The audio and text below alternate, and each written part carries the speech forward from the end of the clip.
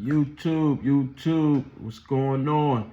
This the Bull Pound, and this is Fast Life Equals More Life, and I'm back with another video. And today, we gonna be reacting to aliens.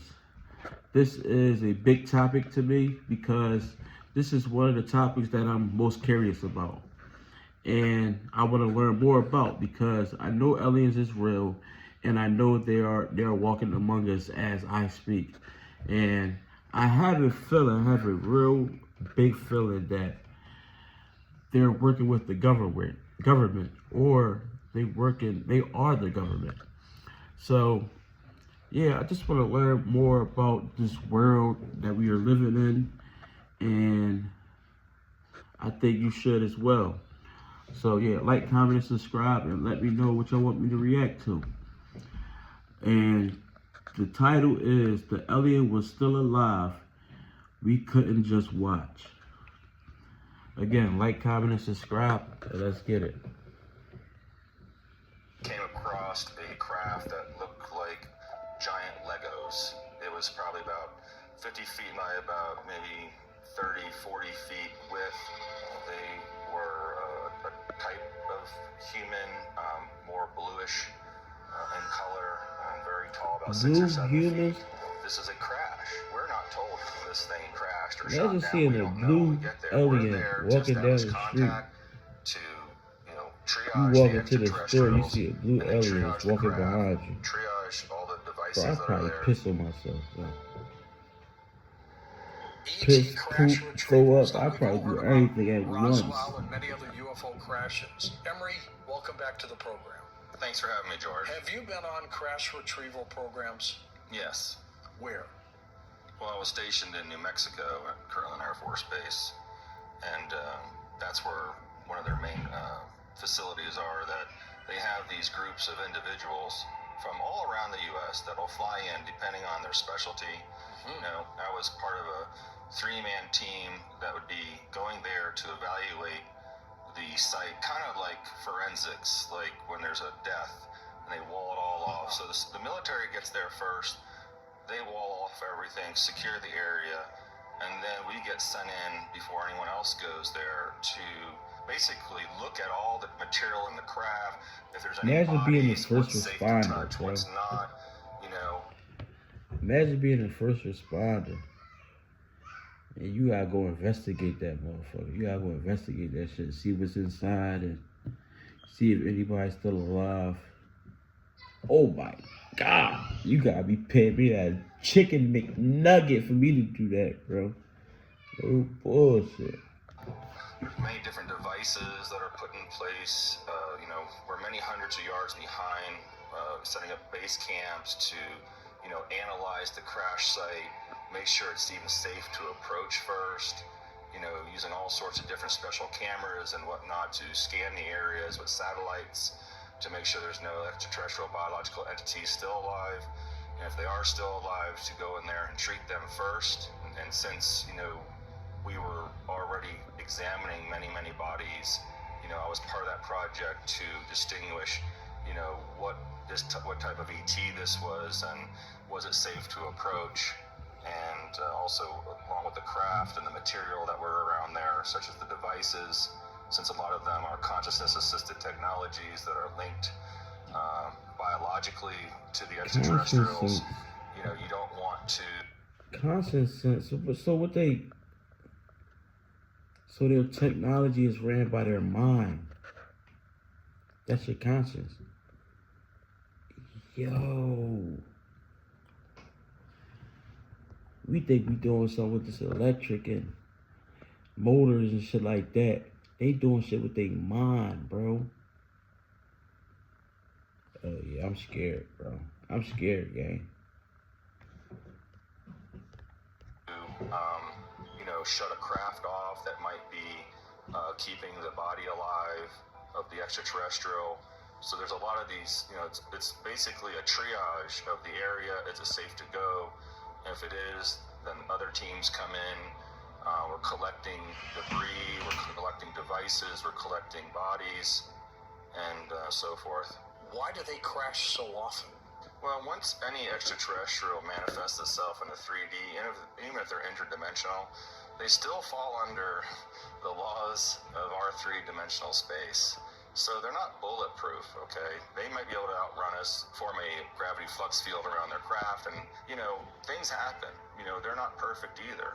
And things can happen with their craft malfunctioning.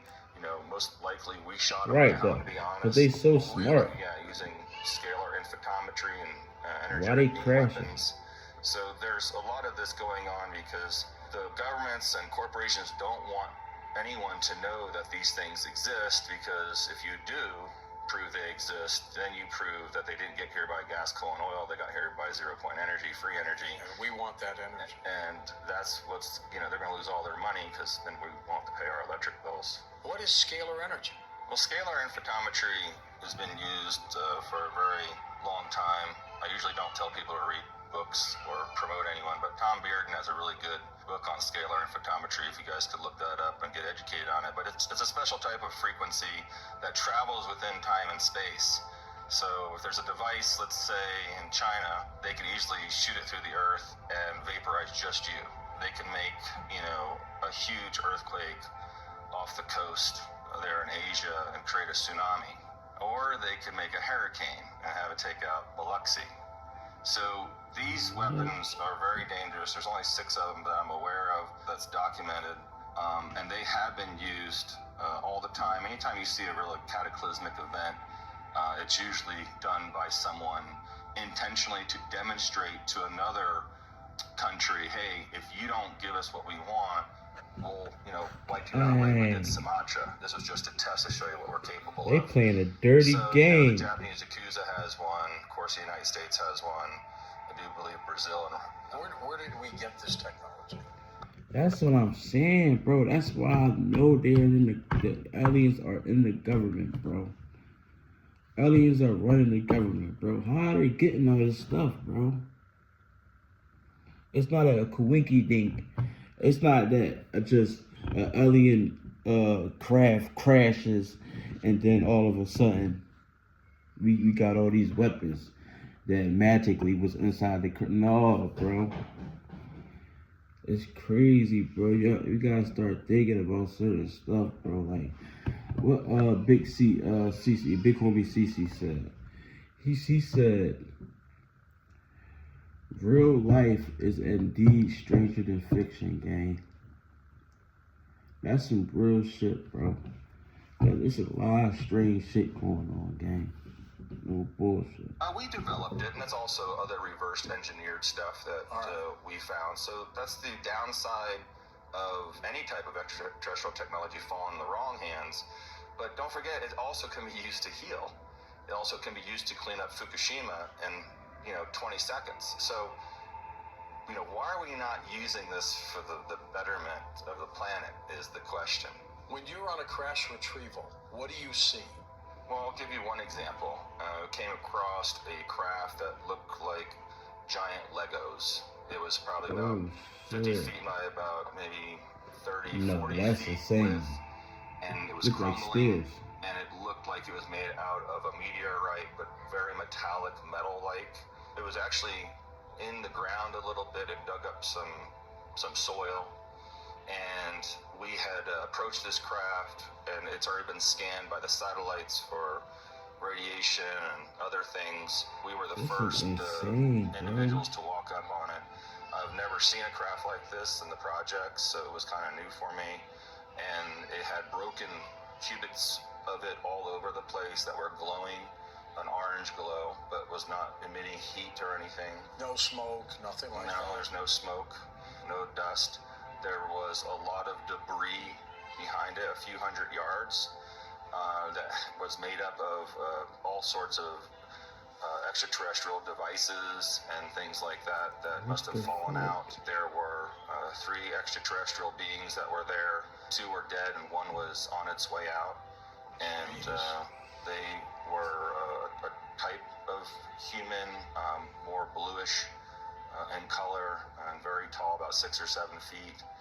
And we have to be very careful because the craft, you can still feel like a hum from the craft, and it's still like a craft is still active, operational. We have to be careful that we don't touch something and it explodes. At the same time, a lot of these times that we walk up on these situations, the craft is actually trying to keep the body alive. We have experts there also that if we don't know what type of ET is, they try to, do some things with it. One time they brought an extraterrestrial with us that did know the race, and they were trying to resuscitate this extraterrestrial, and they were doing it through the wrong orifice, and there was another orifice around the sternal notch that it actually breathed through, and they were able to resuscitate him. Of course, we're called there because we know the best anatomy of these beings. We understand how everything works. Hold up. Are you serious, bro? All this shit going on, we just living our best life like it's sweet. Don't know what's going on in this world, bro. We just here, bro. This is insane, bro. I never heard no shit like this before, bro. What? Familiar also with a lot of the equipment that comes with the beings, and of course their craft. So it's a big, laying out and triaging everything and making sure that, this is safe to touch. This isn't. Let's, air evac this being out immediately. Let's try to save this being. At the same time, we have special devices, and we can tell if moving the being away from the craft could be, deadly for that being. Do you have an ambulance nearby and stuff like that? Well, it depends where it's at. If it's near, highways, or if it's out in the middle of nowhere, they use giant VTOLs and helicopters and a lot of these other things. But there's always some sort of ground team. The state fire department, the forestry division, and police departments all have their own protocol for downed aerial UFO craft. That, of course, to secure the area. No one can know anything. Don't let any media in until the military gets there. And the military is pretty quick. Within 30 minutes of a down craft, pretty much anywhere on the planet, it's going to be secured that quickly with a group of very specially trained special forces guys that don't have anything to do with the craft, but they know that's the area they have to, protect before more backup comes, and they get deployed very quickly. In your circles, have they talked about the Roswell case? Never. It's kind of like, it's just everyone knows it happened, and it's just sad they don't know about the other one that crashed in Socorro at the same time. And Cape Girardeau, Missouri, right, yeah. So there's a lot of these Exactly. happening, and it's just sad. They just throw them under the rug. It's been beaten up so much that it's hard for some people to believe, some people Throw them not to believe underground. because of all the disinformation. And so it's not really talked about in the projects compared to the new stuff that happens every day. That's 10 times more exciting. That even though it is covered up, it is being recorded somewhere. It is going on a database. I do believe one of our G8 countries that's really good at hacking things will soon hack into these things and expose these events. What about ancient retrievals that go way back even to the biblical times of antiquity? Anything there? Sure. There's craft being found with ground penetrating radar all the time, deep within the Earth's crust. And they basically, what they do for these types of situations is they'll scan it with some special technology. Okay. And they'll take it, back to the surface, this information, and they'll 3D print the entire ship, even if it's hundreds of feet, or large as the Titanic sometimes.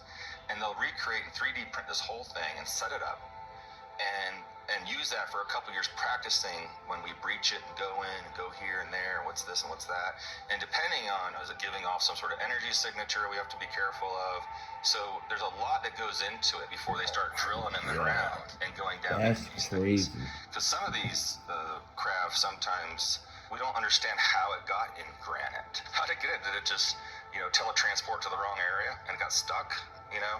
So these things they take very seriously, and it might take years and years before they actually get into it. And this is also happening down in Antarctica right now. They they found many craft. They found a big civilization. Yeah, that's why. Underwater city. That's why you can't see a lot of shit is blocked. They have to be careful. On like Google about because Antarctica, depending like also where it's at, how you many can't see past organizations are a certain involved, part. how many governments are involved. It's like a wall. You know, what's the chances Like, of what the something fuck? leaking out?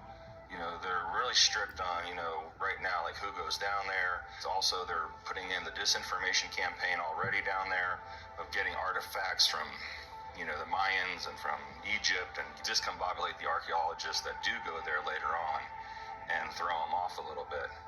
Were you sent on retrievals, Emery, because of your medical background? I was sent on retrievals only because I had experience on classifying extraterrestrials, classifying devices from extraterrestrials, and working on the extraterrestrial crafts. So I was there more to say, this is what I know about this body, this is what I know about this device, this is what I know about this craft. Some extraterrestrials, you know, you can't just go out and touch, you know. You could contaminate yourself. Well, yeah. I mean, it's kind of like touching an electric eel. So you got to be really careful. And the science behind all that, with the craft, you know, communicating with the devices, communicating with cybernetic organisms that are there, you know, trying to help heal the craft. They have their own thing going on that we are still learning. Like when our plane crashes, you know, we go out, we have our own protocol. Well, they have a protocol too. And also, is it transmitting anything? Are they sending for help? Are they going to dematerialize right now? So it's kind of being in a triage field, and you're walking in on a very chaotic situation. Yeah. I hope we ain't do nothing to these aliens, bro. I hope these dumb motherfuckers ain't do nothing to these aliens, bro. Because now y'all risking our fucking life. Playing with these beings like that, bro. Leave them alone, gang. Please. Because if they come down here wrecking shit, bro, y'all gonna be the main ones hiding in y'all bunkers and shit like that. Forward. But y'all starting all this shit. Be aware, man. Make sure y'all aware too, bro, because it's going down, bro. And it's crazy, bro. Like, they don't give a fuck about us. You feel me? They don't give a fuck about us. I'm telling you. Definitely if you don't got no paper. So, yeah, stack y'all money, man. Make sure y'all stack y'all bread. Make sure y'all start saving, for real. And it's sad, too, because you don't know what exactly happened, especially when there's bodies. Well, I was going to say, have you come across ETs that were still alive but injured? Yes. Oh, yes. Many times the extraterrestrials are alive, and and sometimes they're communicating telepathically. Sometimes they're speaking in languages we don't understand. And just like you would try to, help someone from a foreign country that just got hit by a car, and you don't understand what they're saying. You know they're in pain, and you're trying to help. It's a very difficult situation to be in when there's a communication problem. Because not all of them communicate, through telepathic means or speak English, of course. So, you have to treat it very sensitive. And at the same time, we're really there. We really want to help this being. We want to save this being, and get it back on its feet. But, maybe picking it up will kill it too. Or maybe separating it from the craft will kill it. And when we know there's these energy signatures happening, sometimes they're already preparing to move the craft no matter what. So sometimes we'll put the being back into the craft. We notice that helps a lot by putting the being back in the craft and transporting the beings and the craft all together at once. There's many documented cases where the craft is trying to heal itself, is trying to form another shell over the shell, and a lot of these craft are formed by sound in space, and they're infused with consciousness from the person. So it's kind of like part of the person. It's alive. Right, it's alive. The craft is alive. It's amazing. Yeah, it is. It's a biological craft. It's a biological craft, absolutely. The That's Lego insane, looking bro. craft, was that biological? Yes, In it your was. opinion, it was. Absolutely. Tell me about contamination and the possibilities that the planet could get contaminated.